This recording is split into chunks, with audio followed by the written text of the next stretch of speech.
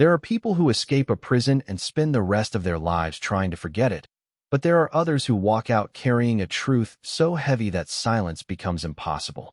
The woman at the center of this story was not a soldier, not a politician, and not someone history had prepared for attention.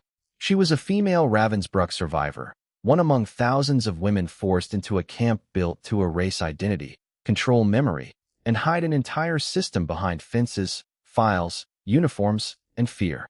Before Ravensbrück, she had a name, a home, familiar streets, ordinary routines, and small hopes that belonged to civilian life. Then Europe changed around her. Borders tightened, occupations spread, and the machinery of war reached into homes, workplaces, schools, and families. What began as distant news became paperwork, orders, arrests, transports, and separations. By the time she was taken into the camp system, the world she had known had already been narrowed by forces much larger than herself. Ravensbrück stood about 50 miles north of Berlin, surrounded by forest, water, guard posts, and controlled roads. To the outside eye, it could look like one isolated place on a map. To the women who entered it, it became the center of a hidden network where people were processed, counted, moved, assigned, and watched. The first shock was not only the sight of the fences or the towers, but the realization that everything had a procedure. Names could be reduced to numbers. Personal belongings could be removed from a life and turned into inventory. A person could be placed into a system that treated memory itself as something to be stripped away. Yet the woman did not vanish. Even in the first days, when fear pressed into every routine, she began doing the one thing the system could not fully prevent. She observed. She listened to the rhythm of footsteps, the movement of guards, the timing of roll calls, the sorting of prisoners, the arrival of transports, and the way authority passed through paper, shouted orders, and silent obedience. The Camp SS officer appeared not as a single dramatic villain, but as a symbol of the machinery surrounding her, a uniformed figure. Within a structure that depended on discipline, records, and control. That was what made Ravensbrück so frightening. It was not chaos. It was organization. The survivor slowly understood that if she ever made it beyond the wire, survival alone would not be enough. She would have to remember the system with accuracy, because one day people outside might ask how such a place functioned, who had passed through it, and how one camp connected to something much larger. In those early moments, she did not yet know how she would escape, or whether she would live long enough to speak. But somewhere behind the exhaustion and uncertainty, a quiet decision began to form. If the camp wanted her to become only a number, she would become a witness instead. Behind the gates of Ravensbrück, the female Ravensbrück survivor quickly learned that the camp was designed to make every woman feel watched before she even understood where she had been taken. The landscape itself seemed arranged for control. Fences marked the limits of movement. Towers rose over open ground. Paths connected barracks to work areas, and offices held the papers that turned human lives into files. Nothing about the place felt accidental. Even the smallest routine carried meaning. A command could move hundreds of women from one area to another. A list could decide where someone worked, where someone slept, or which group would be counted next. To survive the first days, she had to understand that Ravensbrück was not only a physical prison. It was an administrative world with its own rhythm, and anyone who failed to learn that rhythm could be swallowed by confusion. The Camp SS officer appeared within that order as a figure of authority shaped by uniform, posture, and procedure. He did not need to be remembered by a single name to represent the system around her. He stood for the cold machinery of the camp, the offices, the schedules, the inspections, the records, and the rules that reached into every hour of the day. The survivor watched how authority moved from one person to another, how commands were repeated, how papers were checked, and how silence could fall over a group before anyone explained why. She understood that fear inside Ravensbrück did not always arrive loudly. Sometimes it came through waiting, through uncertainty, through standing in place while a clerk read from a list, through not knowing what a transfer meant, or where a road beyond the camp might lead. Yet she also saw something the system could not completely erase. Around her were women from different countries, backgrounds, languages, and professions, each carrying fragments of a life that existed before the camp. Some had been teachers, nurses, workers, students, mothers, daughters, or members of resistance circles. They spoke carefully when they could, shared small pieces of information, and learned who could be trusted. In those early days, the survivor began to recognize that memory was becoming a quiet form of resistance. She remembered faces, accents, names whispered once, the direction of transport vehicles, the layout of buildings, and the way officials treated documents as if paper could make cruelty disappear into routine. The more she observed, the clearer the larger picture became. Ravensbrück was not an isolated nightmare hidden in the woods. It was connected to labor assignments, rail routes, camp branches, outside factories, and offices beyond the fence. The system was larger than one gate, and that realization changed the way she saw everything. She was no longer only trying to endure the present. She was gathering the shape of the truth piece by piece, even before she knew when or how she would carry it beyond the wire. As days became weeks, the female Ravensbrück survivor began to understand how quickly a place like Ravensbrück could try to separate a person from everything that once made her recognizable. The change did not happen in one moment. It happened through repeated routines, through numbers, through assigned spaces, through clothing that made strangers look alike, through commands that left little room for personal choice. Before the camp, her identity had lived in ordinary details. The sound of her own name spoken by people who knew her, the work she had done, the streets she remembered, the family stories she carried, the small habits that belonged only to her. Inside the camp, those details were pushed into the background, while the system demanded that every woman fit into a category, a count, a line, a file, a labor assignment, or a transport list. That was the first truth she began to recognize. Ravensbrück was not only trying to hold prisoners in place. It was trying to make them easier to manage by making them less visible as individuals. Yet even under that pressure, she refused to let her inner life disappear. She repeated names silently when she heard them. She remembered where women came from, which languages they spoke, which barracks they entered, and which work groups they were assigned to. She noticed how the camp SS officer and others within the administration relied on order, distance, and paperwork to maintain control. Authority passed through offices, schedules, ledgers, inspections, and instructions that made the camp feel less like a single location and more like a machine that could keep operating no matter who was standing inside it. The survivor learned that staying alive required more than physical endurance. It required discipline over fear. It required knowing when to speak, when to stay silent, when to look down, and when to watch carefully without appearing to watch at all. Around her, other women developed the same quiet intelligence. They learned the timing of roll calls, the movement between barracks, the changes in work assignments, and the meaning of rumors that traveled faster than official announcements. Some rumors were wrong, but others carried fragments of truth. A new transport, a new camp branch, a change in labor demands, a name missing from a group, a road leading away from Ravensbrück toward another site in the larger system. Piece by piece, the survivor realized that memory itself could become a record. She had no camera, no safe notebook, and no guarantee that anyone outside would ever hear her words, but she could still preserve what she saw. She could remember how a human being became a number, how a camp became a hub, and how the system tried to hide moral responsibility behind procedure. This realization changed her. She was still afraid, still exhausted, and still trapped behind the fences, but she was no longer only a prisoner moving through the day. She was becoming a witness with a purpose, and that purpose would soon force her to look beyond survival toward the larger secret Ravensbrück was helping to conceal. The larger secret began to reveal itself not through one dramatic discovery, but through patterns the female Ravensbrück survivor could not ignore. Every day brought small signs that Ravensbrück was connected to a wider network reaching beyond the trees, beyond the roads, and beyond the fence line she could see from inside the camp. Trucks arrived with supplies and left with orders. Groups of women were moved between work areas with a precision that suggested decisions had already been made somewhere else. Names disappeared from one list and appeared in another. Barracks filled, emptied, and filled again. The camp seemed to breathe according to instructions sent through offices, guards, clerks, and transport schedules. What she had once thought of as a single place began to look like a central point in a much larger system. Ravensbrück was not only holding women.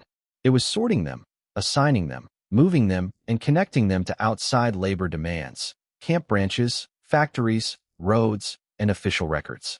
The survivor listened when women returned from assignments and spoke quietly about sites beyond the main camp. She remembered descriptions of different buildings, unfamiliar guards, industrial yards, and work locations attached to the same administrative world. She noticed how the Camp SS officer treated these movements as routine, as if every transfer, every labor group, and every order belonged to a process that had already been normalized. That was one of the most unsettling truths she came to understand. A system could hide behind ordinary language. A transfer could sound like paperwork. An assignment could sound like labor management. A camp branch could sound like geography. But behind those words were real human lives being moved through an organized network that depended on silence from the outside world. She also began to understand why memory mattered so much. If the system used records to control people, witnesses would have to use memory to challenge those records later. She could not preserve everything, but she could preserve enough. The direction of transport routes, the repetition of administrative patterns, the way work details connected the camp to outside facilities, the number of women in certain groups, the differences between spoken orders and written procedure. Around her, other women were doing the same without needing to call it by a name. They remembered dates, places, fragments of conversations, and the faces of those who were moved away. They became a hidden archive inside a place that tried to reduce them to entries on paper. The survivor understood that this was bigger than her own fear, bigger than one barrack, bigger than one officer, and bigger than Ravensbrück itself. If she ever escaped, she would need to explain not only what had happened to her, but how the entire machinery worked. She would need to show that the camp system was not built from confusion, but from connection. And once she saw that connection clearly, survival began to carry a new burden. To live meant to remember, and to remember meant that one day she would have to speak. By the time the female Ravensbrück survivor understood that the camp was part of a wider system, she also understood something else. She was not the only one carrying the truth. Around her were women who had been forced into the same world from different countries, different languages, and different paths through occupied Europe. Some had come from resistance networks. Some had been taken because of politics, nationality, religion, or suspicion. Some had arrived after long journeys through other prisons and holding sites. Each woman knew only part of the story, but together their memories formed a map that no office record could fully control. In quiet moments, when attention moved elsewhere and speech was possible, they exchanged fragments carefully. One woman remembered a transport route. Another remembered the name of a work site outside the main camp. Another had heard which factories were connected to labor assignments. Another knew how prisoners were sorted after arrival. These pieces did not always fit together at first, but the survivor learned to listen for patterns. She noticed repeated locations, repeated procedures, repeated words used by officers and clerks, and repeated movements between Ravensbrück and its branches. The Camp SS officer remained part of the background of authority, present in the routines that decided when women moved, where they stood, which papers mattered, and which orders had to be followed without explanation. Yet beneath that visible authority, an invisible archive was forming among the prisoners themselves. The women had little they could protect, but they protected memory. They remembered names because names were proof that a person had existed before being placed into a system. They remembered dates because dates could later challenge denial. They remembered directions because geography could reveal connections. They remembered the language of orders because words could show how the camp system disguised itself as administration. The survivor began to see these women not only as companions in suffering, but as witnesses in waiting. Their courage did not look like open rebellion. It looked like whispering a name so it would not be forgotten. It looked like repeating a place until someone else could remember it too. It looked like watching a document pass from one office to another and understanding that bureaucracy itself could become evidence. In this quiet network of memory, the survivor found strength. She learned that a single witness might be doubted, but many witnesses carrying matching fragments could build a truth too strong to erase.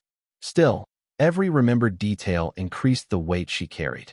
If she never escaped, those fragments might remain trapped with the women who had preserved them. If she did escape, she would have to speak not only for herself, but for all those whose memories had helped her understand the system. The thought frightened her, yet it also gave shape to her purpose. Survival was no longer simply the hope of seeing another sunrise. It was becoming a responsibility to carry names, places, routes, records, and voices beyond the fence, because the outside world would one day need more than sympathy. It would need testimony. The responsibility to remember slowly changed the way the female Ravensbrück survivor understood her own survival. In the beginning, every day had been measured by immediate needs, staying alert, following routines, reading the mood of the camp, and protecting what little strength she still had. But after weeks and months of listening, observing, and gathering fragments from other women, survival became something larger than endurance. She began to understand that the camp system depended not only on fences and orders, but on the hope that witnesses would disappear before they could explain what they had seen. That realization became the turning point inside her. If she remained silent, the system might one day be described only through official files, numbers, and carefully chosen words that hid the human reality behind procedure. If she lived and escaped, she could challenge that silence with memory. She could speak about the way Ravensbrück connected to labor sites, transport routes, branch camps, administrative offices, and a larger network of control. She could explain how women from many nations had passed through the same machinery, how identities had been reduced to records, and how ordinary paperwork had helped conceal extraordinary suffering without needing to describe it in graphic terms. The Camp SS officer remained part of that structure, moving through the routines of authority while the survivor quietly measured the distance between what the system claimed to be and what she knew it truly was. By now, she had learned that escape could not be imagined as a sudden act of courage. It would have to come from timing, patience, and careful judgment.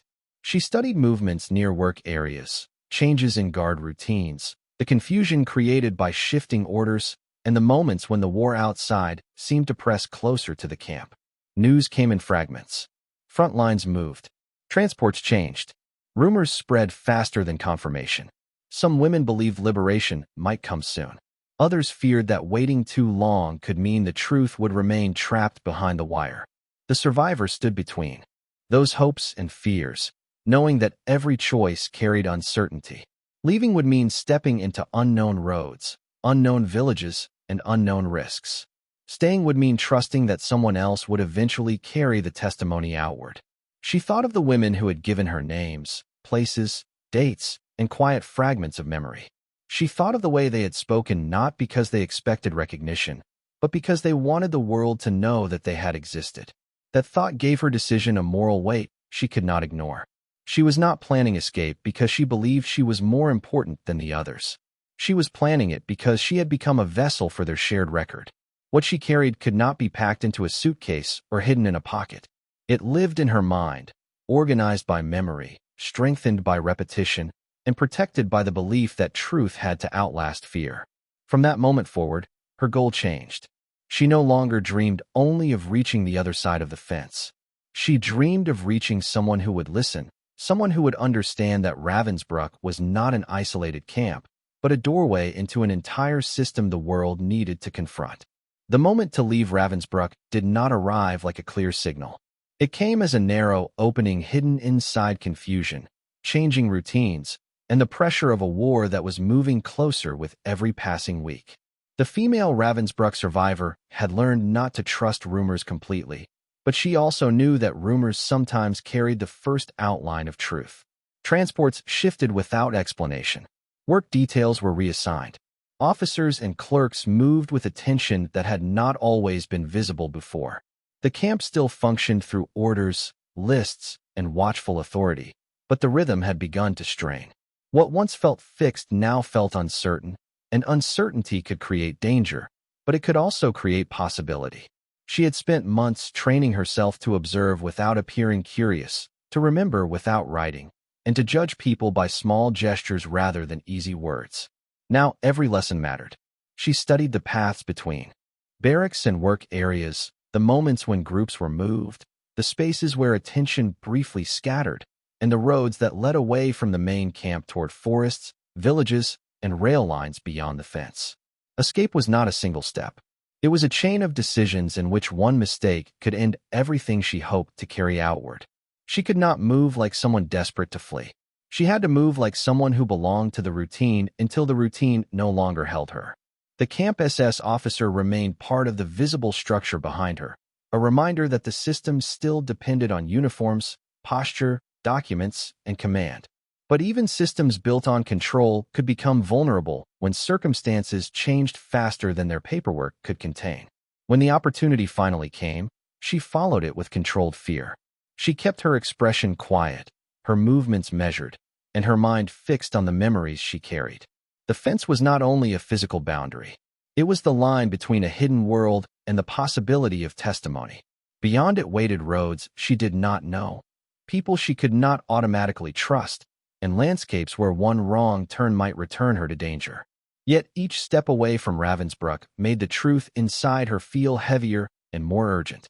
She moved through the surrounding countryside with caution, guided by fragments of direction, instinct, and the faint hope that somewhere beyond the camp system there would be someone willing to listen. The forest, the road, the distant sounds of movement, and the silence between them all became part of the escape.